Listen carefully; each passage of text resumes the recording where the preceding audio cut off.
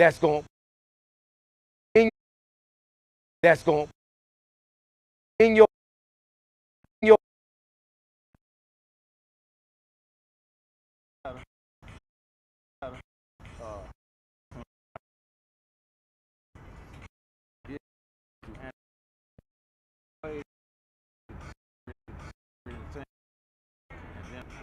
so I can't see and then so I can't see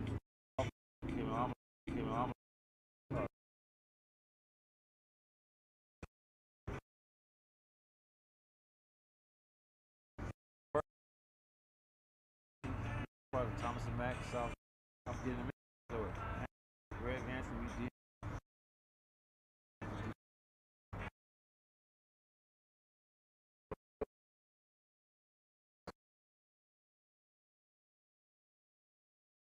So we going South Gym.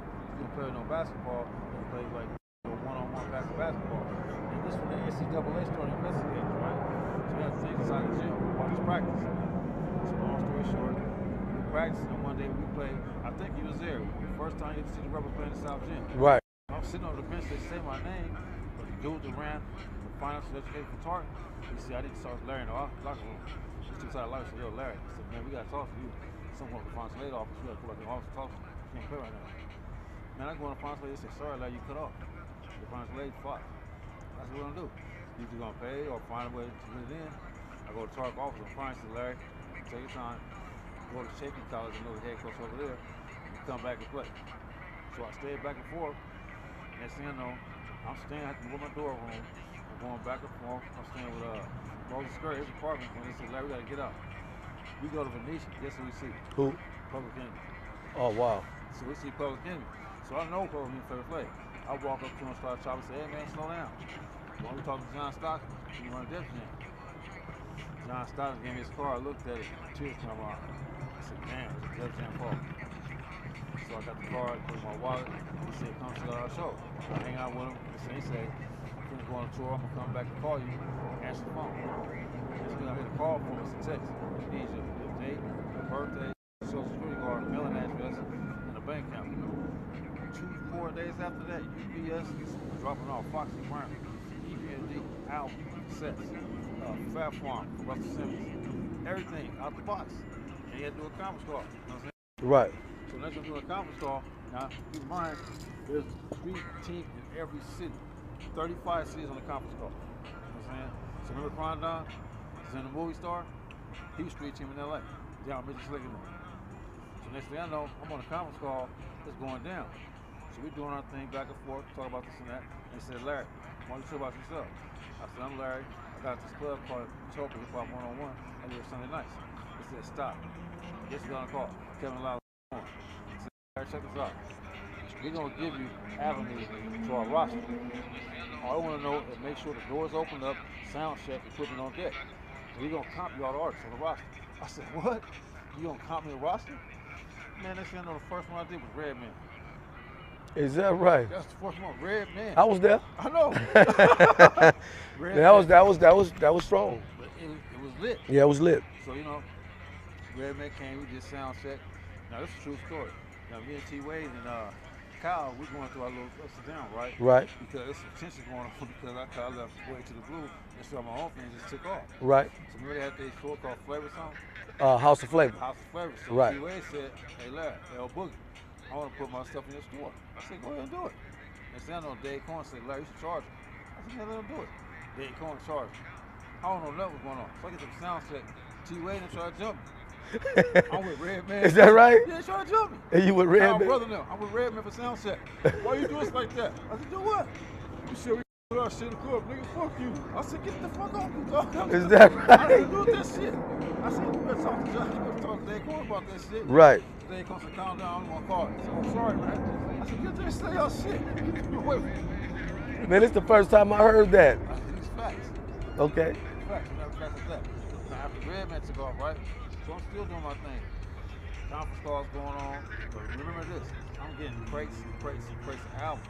Foxy Brown, Redman, Method Man, you know, DMX, everybody on Def Jam, LL Cool J. Right. I'm getting albums.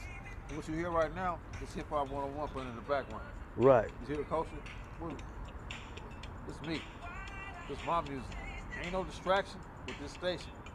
No distraction. You get it? So when I say I play, I play. When I talk, I don't talk. I'm a program director. All I do is add content to the station. Right. And all I do is dump, dump, dump, dump, dump, dump all day long, playing. Right. All type of genres of music. Right. But me, you remember in Utopia, I played a whole different style of music. Right. Some of these DJs wasn't DJing. I was the first one DJing the strip. So all of the people that you was connected with through the industry, let's talk about that. Okay, so look. See, out of high school, dudes I went to high school with, Verban Dan Watts. Right. A lot of my dudes turned to superstars. Sly Stone. Okay. Denzel Washington movie. Okay. And then Dr. Dre, he went to Centennial. Okay. Centennial's in Compton on Central. Okay. Verban Dan Watts by niggas from Garden. So Dr. Dre used to DJ at our gym. Okay. And then at Eve on his I'm young, I'll go knock on the door, he was living at sit outside and hang out and look. Right. But long story short, I was connected with NWA because I'm from Carson. They're away from Compton. Right. So the same park we played basketball, we swimming at, same people. So all we knew each other. So there's never been no tension with me and these people. But you know what tension came in? Suge Knight. That's part 2. Right. But Suge Knight was the UNLV. Yeah, I remember. And that's why I met him on campus before he even knew anything about him from the view. Right on. So back to the situation with the hip-hop one-on-one and people I met in the industry. Like when I first get my first gig, Troy Marshall, he started doing this club in Hollywood called Eve. So my man Ted Dozier and them, they had a thing called Icon. So Icon was the black promoters in Hollywood. They did nothing but celebrities in there. Right. Like Eddie Griffin, Kennedy Parker, Red Carpet events. So then when I first got my contract with Def Jam, Troy was with NCA. So you got a contract with Def Jam Def Jam, my first contract. through John Stockton. the card being handed to you, Yeah. being with the Public Enemy? Yeah. Yeah. So, you know what I'm saying? Welcome to town. Hey, all right, man. Do your thing, man. That's how it happened, though. So look, it's a long story short. Okay, yeah. So look, So yeah, we out here on the strip, and that's just, those are things that happen. on the strip. We ain't really Alright. tripping off of that, but See, it's like the comedy thing behind us, right? yeah. It's every Tuesday, so we're gonna shout this out. Now we sitting out here in front of the Luna, and Mike P do every Tuesday. Now today is what? Sunday, Today right? is Sunday. Sunday, so the dude come outside, I need the chair. Look, man, we talked to Ali, we know Mike P. Right. We using the chair for promotions, man. All right, so go back in there and do your job. When we done, we gonna put the damn chairs back on the patio.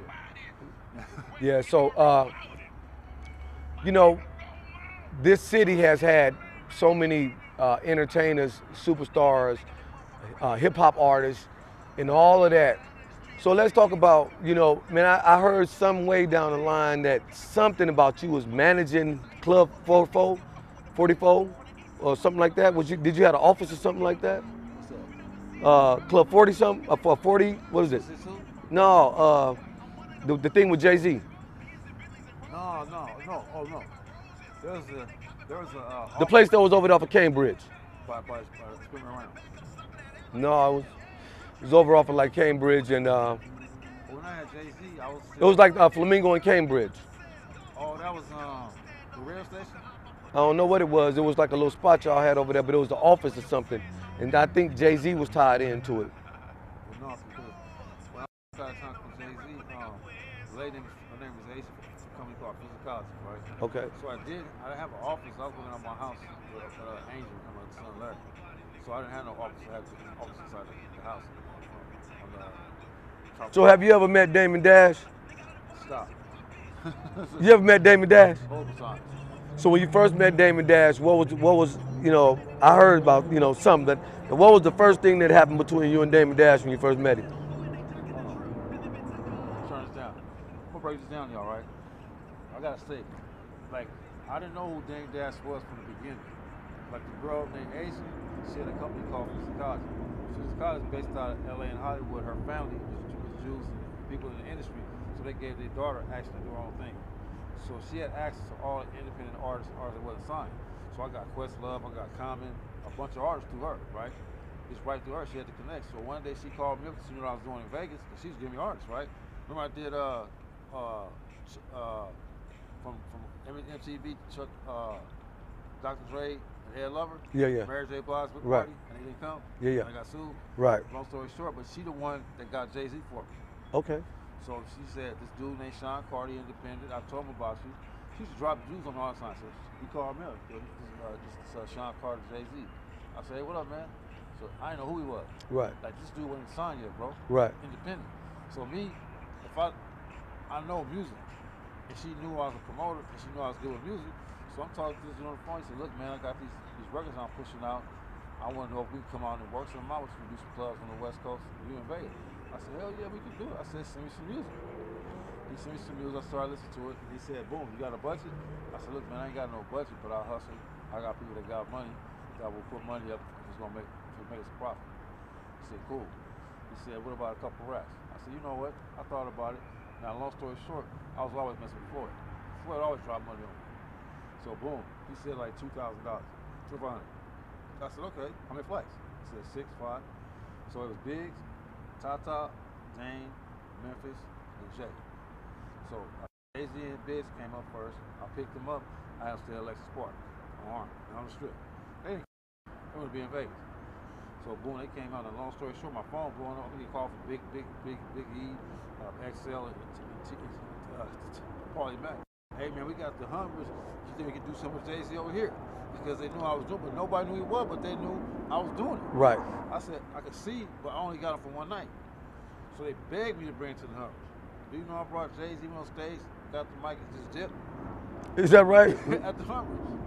He just dipped because he didn't get no deposits for it. I said, all right, come on, let's go. They was mad. I said, bro, y'all should have gave me some money, man. Right. I paid you for my night. Right. All right, do is give me some bread. But right. See, you can't go against the grain. Right. Or lock them down. But y'all know I was doing something. Everybody knew I was doing something, one piece of the pie. But you got to put some dough down. Right. But they didn't put no dough down. They were going to bring it and made a flyer, man. Because Jay-Z finished the flyer, he said, hey, what's up with the flyer, man? I said, what am I going to do with that, man? I told him I had you first. He said, well, they want me to come to sound check. They going behind my back trying to get in contact with him, right? Right. Just quick. I'm like, damn. I said, y'all don't even know this cat. And y'all want him to be, you made a flyer? Right. I said, okay, boom. You get Jay-Z look around. He just dipped. Come on, let's go. Damn. So Paulie Mac and they like, what happened? I said, dude, y'all didn't send no damn deposit. Come in a damn flyer. My thing already paid for it, though. Right. I paid for him to come out here and put him up. Y'all didn't put up shit. So he dipped. Boom, we go back to Utopia sound check. His first show, and it was lit. Reasonable Doubt. Okay. So look, now, when we first picked him up, me and Ty Jackson, rest in peace. Ty was playing Tupac inside his truck. Okay. Jay-Z heard this thing. He said, yo, man, who is that? I said, that's yeah. Hey, shout your name out, man. What's your name? Adrian. Adrian. Come on over here, Adrian. Say what's up to the folks, man. Right. We got Adrian in the building. Adrian run the whole thing, man. If you ever come down here to the Gold Key shops, make sure you check in with Adrian. Check in. There's another thing.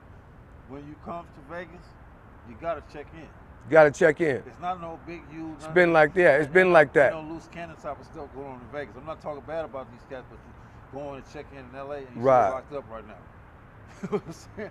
But with Vegas, we ain't saying you gotta check in, but if we come over here by the Encore in this area, you gotta check in with my man.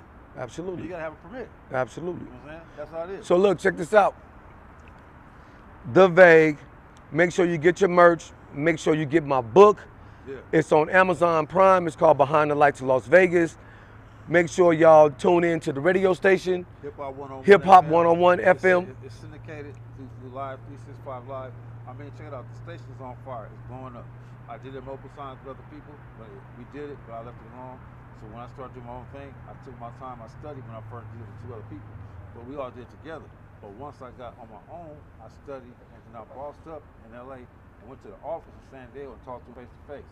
And that's when I started HipHop101 FM. Let's take it off, no distraction. You know what I'm saying? But long story short, with this Jay-Z situation, so when Jay-Z came to town, we did our thing. I brought him to the west side, what's it called?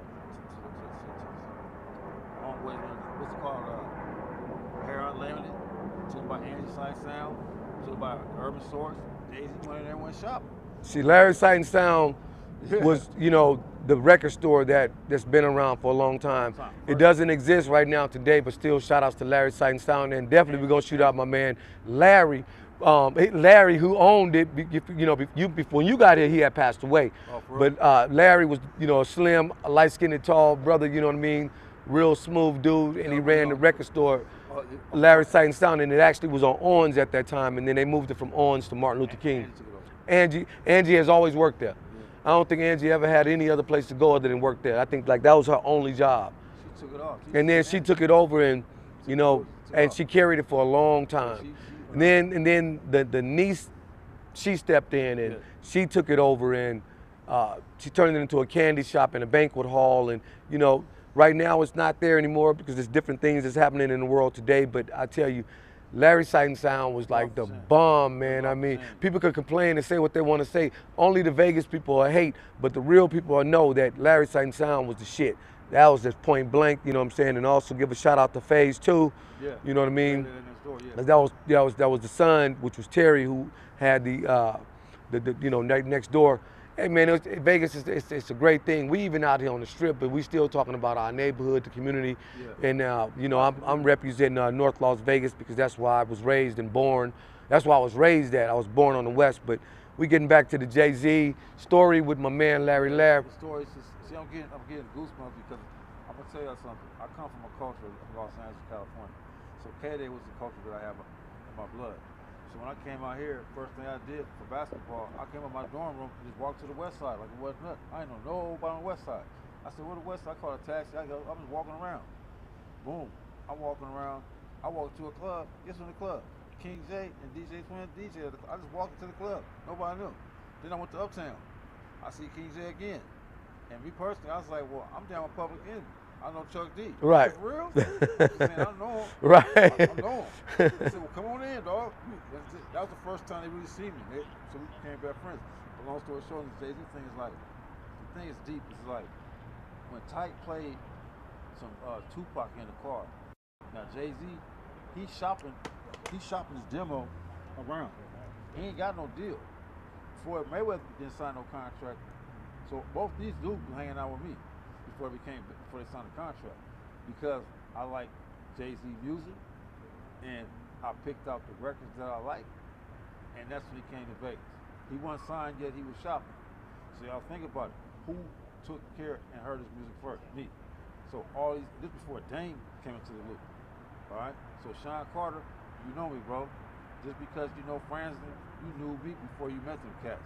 But now y'all best friends, y'all hanging out, y'all eating together, but I don't get no cut or nothing. So they did you dirty. They did me dirty. But see, when they did, see another thing. So look, back to the story. Dame Dash said you did yourself dirty. No, but see, no. Dame Dash, I left Jay-Z alone and started working with Dame Dash for Pro-Kids, Armadale State Property, because Jay-Z just went bananas when he got Beyonce. And I didn't like the way he did Dame. So when Dame did his thing, my dude Jeff Gillis was right here, man. My man Anthony from New York, they put me in contact with Jeff Gillis and said, Dame said he'll work with you. So man, that's how I got Pro-Kids, Armadale Vodka, State Property, Beanie Siegel, Cameron, all of them was up under Dame Dash umbrella. So I work with Dame every day. So Jay-Z seen it, he didn't like it, so I never got in front. Right. Never got in front. No credit, no nothing. So when I dropped the Red album, Jay-Z on the cover. I got the acapella from him and Dame at Rockefeller. Then I did American Gangster. I got the acapella from both of them. That was on Dat Piff. Jay-Z shut Dat Piff down. So I got like 40 mixtapes on the motherfucker, but guess who got the master? Who? Same 720. So I just talked to him yesterday, he about to send them all to me right now. Oh yeah? Yeah, but that was on Dat Piff. Okay. All of our mixtapes on Dat Piff. Jay-Z bought it and shut it down. That's how dirty he is. So I'm not going against Sean Carter, but look, bro, I met Beyonce at Thomas and Mack with LL Cool J, and her dad was manager. We had a contract to Olympia Records. So I knew Beyonce before you knew her. You get it? So me and Beyonce have been cool since day one, at the House of Blues, all type of stuff. Now when you got with Beyonce, you used to come to Vegas, 40-40 Club, Magic, we all used to hang out. But once you and Dame, when you got with R. Kelly, I seen it all go down. So Dame didn't do nothing wrong. If you did Dame dirty in a conference room, if you my artist, and my office working. So Dame Dash, there's some tension going on because of Leah. Because Jay-Z wanted Leah. Leah Cohen wanted Rihanna. They all wanted Rihanna. But she liked it. Dame. So Jay-Z was always slimy. Remember my girl Amanda? Yeah. Jay-Z would send her bottles of Cristal at my table with a letter to it. This for Amanda. She showed like, what the fuck is this? This nigga sent me. I said, damn, for real? Man, that nigga did some shit like that? That nigga dirty, dog. Man. Yeah, so it's just like, but he always been like that. Right. So why you think Beyonce's sister was fucking him up in the elevator? Because she seen some shit in the phone about some business. Right. That's why she's slapping his ass. Because he dirty. Niggas be having dirt all on them and shit. So check it out. So look. So now when they in that conference room, I watched the whole thing go down. Now, me and Jay-Z was cool, right? But when they had that conference meeting about the Black Album, Jay-Z wanted to meet, right? They on the conference call. Jay-Z did the thing on mute, the whole conference call. So dude coming to Dame office. Now, Rockefeller office was in the Def Jam office. So when Dame in his office working, they said, hey, Dame, they having a meeting about the Black Album. Dame said, what? My album? Dame went in there asking questions. They was ignoring him. If you go on YouTube and shit, and if that's your label, and Jay-Z your artist, you don't know shit about the slimy shit they doing, you gonna go the fuck off. And that's what the motherfuckers in office. Right. And they try to blackball him for that. But still, he did nothing wrong. If he up under your umbrella in Def Jam, but y'all behind his back trying to get Jay-Z to leave him alone. And that's what happened. Next thing I know, Jay-Z changed his number on everybody. So he didn't contact him. He just disappeared. And went on tour for Jay-Z went to another level. He said, man, he wasn't leaving everybody alone. He said he couldn't make it with everybody. But see, you can't. And see, I be hearing these stories. I never got to tell my story. You see, me and Dame always been cool. When they first came out for Rockefeller at the Magic Convention, they had the big old Rockefeller on stage. I'm the one who took Floyd there to go meet him at the Magic. Right. Because Floyd gave me the money to book Jay-Z. Okay. You know what I'm saying? He gave me the money. Right. Right? So when I booked him, Floyd gave me the money. I sent him his deposit, booked his flight, hotel room. I did right there in the money. Deposit, flights, confirm. That's what you gotta do. Confirm flights, rider, confirm. Right. Pick him up, Alexis Park, pay for it. They came in, so Floyd met me at the Bank of America. Jay-Z don't know who the fuck Floyd is. He said, who is that? That's Floyd's next boss. And I'm gonna tell you, I met Floyd. Remember Tommy and Hearns? And you remember his brother John Hearns from UNLV? Jakarta? That's how I met Tommy and Hearns. Okay. So when one day I get a call, I'm best friend with Tommy Hearns, going to his mansion, hanging out. Me to Jakarta, we going to Suzuki. He had a Suzuki, we going there. We got bananas, he got monkeys, we swimming in the pool, just hanging out. So one day, Tommy called me up, he said, yo. Say he had bananas and monkeys. He had bananas and monkeys, cages, you know? Tommy Hearns had animals, dog, Ferraris, all type of shit, right there in Green Valley. Is that right? Yeah. I ain't know who, look, one day Jakarta said, hey, John, I had class with John, it's his son. Right. That's his brother. Right. So John Hearns, that's Tommy and Hearns' brother. Right. So he stayed in the mansion in his own room, house in the backyard. He didn't stay in the dorms. Right. So that's what he stayed at, right? He used to study, all this other stuff. I'd go there, study when I was like that. You know, class, hang out, get in Jacuzzi, get in Suzuki. Here, green Suzuki. You know, rooftop. Yeah. So we driving around, hanging out, everything cool. But one day when I got the thing with Dame Dash, when Jay-Z came out, so Floyd came, and we go to Bank of America, and that's when we meet Jay-Z. I said, this Floyd is the next boxer, because when Tommy said, I want you to go see this dude, he's got the Olympics, his name's Floyd Mayweather. He gave me the number, I called, he's staying at the little condos on Maryland Park, on Flamingo and Culver. Right. He's staying in Meridian condos. I knock on the door, he opened the door, hey, it's me, Floyd. That's him. Became best friends. He's shopping back and forth to get his contract for Tom Parham. So when I did Jay-Z, that picture that y'all got, that's me, Floyd, before both of them dudes signed their contracts, definitely. And Dame was in the backstage room when that happened. You know what I'm saying? So when I flew Dame and Dash out when they came to Biggs, that's when I met Biggs and them. Right. So I had a good conversation with Biggs and Dame. They said, yeah, we Rockefeller, we independent, we shopping this thing, we like how you get down. We from New York, we gonna come fuck with you. Right. Biggs said. They said, we like you get down, you professional, you book the flights, whatever you want to do, something, here's my number. You got Dame's number, our number, call us. We go Memphis Bleak, we go Top Top. It's just us. So I'm cool with the whole crew. They opened a 40-40 club, and slowly, shortly, different dudes in Vegas was trying to go behind my back and get with him. I ain't gonna say no name, but they went and got 40-40 club and started working for him. And that's when I backed up off of it. That's what I was talking about, the 40/40 Club. That was the one that office was on, Cambridge and Flamingo. I wasn't in that office. Oh, you wasn't? No. You see, I was slowly out the loop. Big Keith got in that loop. Big Keith got into the loop of 40/40 Club. Pro Club shoe, 40/40 Club. I ain't none of that shit. I got cut off the whole thing. You know why? You gotta work with Dame Dash and Pro Kids and them. They all went behind my back and got Jay-Z. Man. That's what happened. That's a lot of backbiting. Backbiting. It's a lot of backbiting. But you never heard that story. No, I haven't. But y'all hearing the story. Yeah. Now, again, I know the Mouthpiece and then my dude from the West Side, they got a thing going with Dame. Now, they got a good situation going with Dame, and Dame made sure they got their thing together. So on the business side, Mouthpiece and them doing their thing independent with James Jazz. He came out here and does shows with him on top of still support him. Hey, we're going to give a shout out to my man Wally, trustworthy janitorial business, been in business for over 20 years.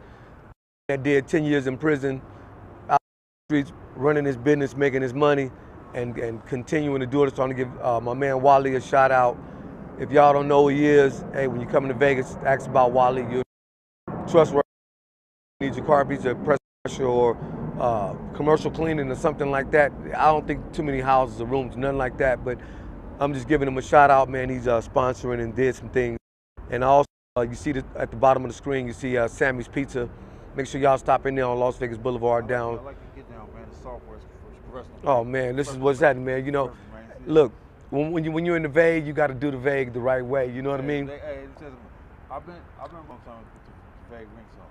This dude was just popping for everything. Very Fox, off, and this 2025. Yeah.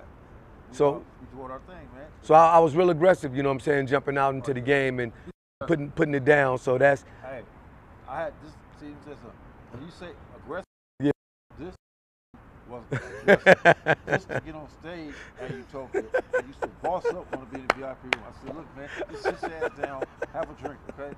Take this nigga to the VIP room. I gotta do sound check. That was it, because I had to be friendly. Because they would see the artists go bananas, dog. Yeah. They go bananas. Oh shit! I said, please, man, calm the fuck down. Y'all can't be doing Hey, this I'm shit. like, man, we in Vegas. It's got to go down. We got to be in, man. I don't care. We kicking the door down, man. Hold on, Mike, chill out, man. Calm down, man. Calm the fuck down, bro. For real. But man, one of the things that about Larry, all respects, you know, we was in Club Utopia, the biggest club in the world, and he said, man, give me your song without the track. Just give me the lyrics. So I thought about it. I was like, I want my track to be played because I made the track. I thought about it's gonna get played in the club. Here you go, boom. Larry had it playing in the club on Craig Mack track, on the Craig Mack. You know what I'm saying? Yeah, you remixed it. That was the first time, you know, I had been, you know, introduced to that, and you know, just the love that, you know, it just happened out there, man, with the HipHop101 Club Utopia, and that was like. Hey man, let me tell you something. Like the Utopia shit, like it was like. God, it was some God thing. It's like to be involved in stuff like that, you got to get out. If you don't get out, you ain't gonna have shit. So when I was here, I said, you know what, I'm gonna get out the damn strip. I don't know about the strip. I called a taxi, she just got my card for my books. I went to put $20 and went and played blackjack and won. And just did running out. The final slave was going down. I think y'all know that shit. He shut this shit down because I went. When I take my money, Cat Williams came out the office and said, look, we don't support that type of music. We don't play it on our station. I said, man, I'm working for Arista Records, and Clive Davis is the one who told me to come by here, and they gave me a budget to come buy advertising for the show. We can't take the money. I said, okay. I went to 80.1 and bought the thing. I had Biggie do a drop. Pre-sale tickets sold out. That's my hustle. I did pre-sale tickets with Anti-Side Sound, all type of stores in Vegas. People was going there buying their tickets.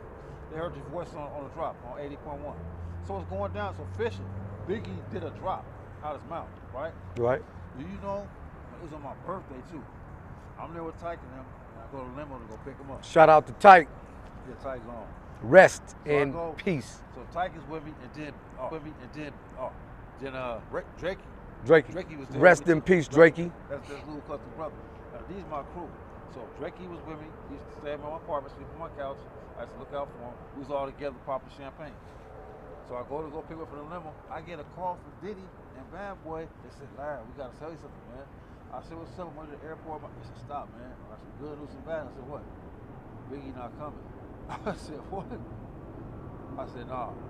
Because something happened with Clive Davis and the radio station. He called Arista and said, if Biggie on stage, he gonna take all the records off rotation. That's what he said. Man. I said, yo, that motherfucker when I take my money, I said, no, Larry, chill. It's a conference call. I said, no, fuck that. I'm gonna go over and cuss this motherfucker out. He the one shut the fuck up down, dog. Him. But you know what backed it up? What? Don't you remember when John started there with who? Montel Jordan. Yeah.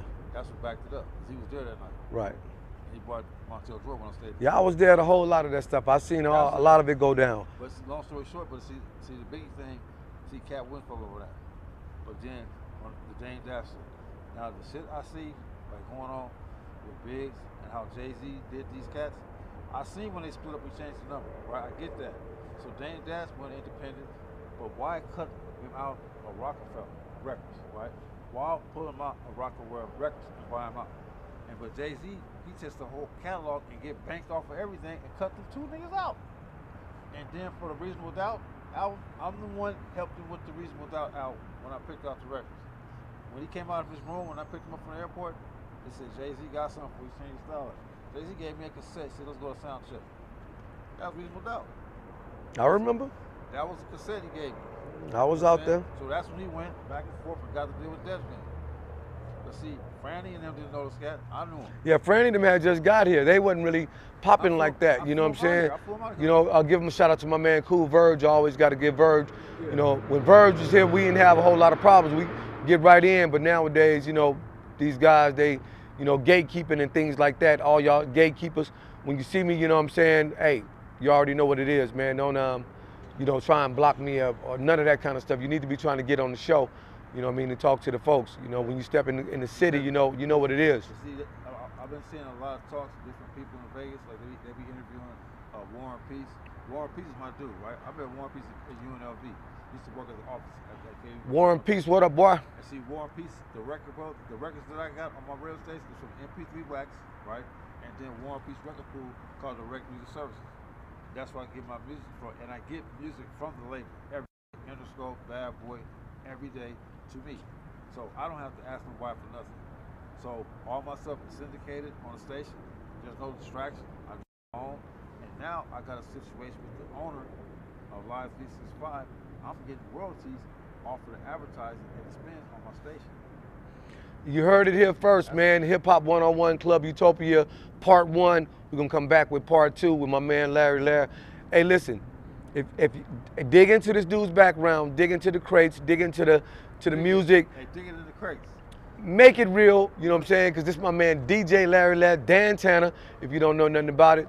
Part 1, right here. And y'all get the first.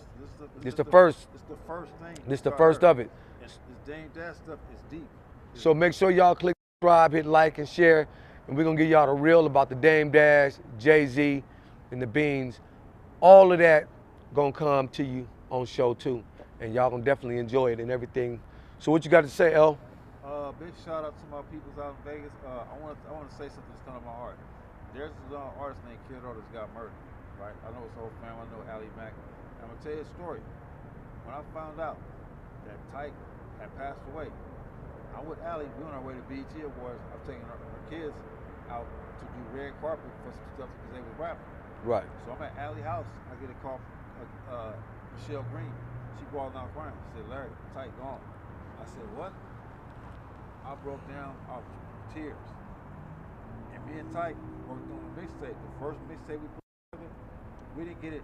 He put it together, right? And it sat there. I did the drop on it, the hook on it. That was the first mixtape we did, right? And I was on my way to BET Award. So when he passed away, I had the hard drive sitting on it. Guess where it's at right now? Where's that? It's on Mixcloud. And it's off the rack. Tyke did the verse, he hooked it up, and it's on Mixcloud right now. It's called Some Heat Volume 1. And it got slappers on it. Tyke do his thing on there. You know what I'm saying? But that's the first project we ever did together, and I just leaked it when he was gone. So you know I'll put it out. So I want to give a shout out to my man June Brooks, man. He's driving all through the country. He just hitting me up on the thing. Give a shout out to Mimi. I believe she's in Chicago. So yeah, I'll give a shout out to my man Black Prince, my man Avery Williams. We getting ready to knock this thing down and get back with y'all. I'm getting ready to go to California. My bus leave at 8 o'clock. I had a good time out here. I came out to Vegas, went to the beach, marketing expo, but Mac the Millionaire producer and T. Roscoe, we went there and shut the whole thing down. I got so many business cards, it's ridiculous. I'll show you something. I got this, Beans. This is Z, right? You know what Z is, right? Is this right here. It's the charger. I met him at the thing, right? Boom. This is electrical charger for A1 phone. See? That's the cards. I got cards. I ain't playing. Cards, UNLV. For So AI. we'll definitely get back to y'all. Hey, make sure y'all stay locked in, tune in every time we go live. Cards, hit the notification Cards, button cards. and get those cards. We're gonna check with y'all. And listen, I'm gonna let L sit here for 1 second and kind of look into the camera. It's like he's staring into the rear view, you know what I mean? Peace.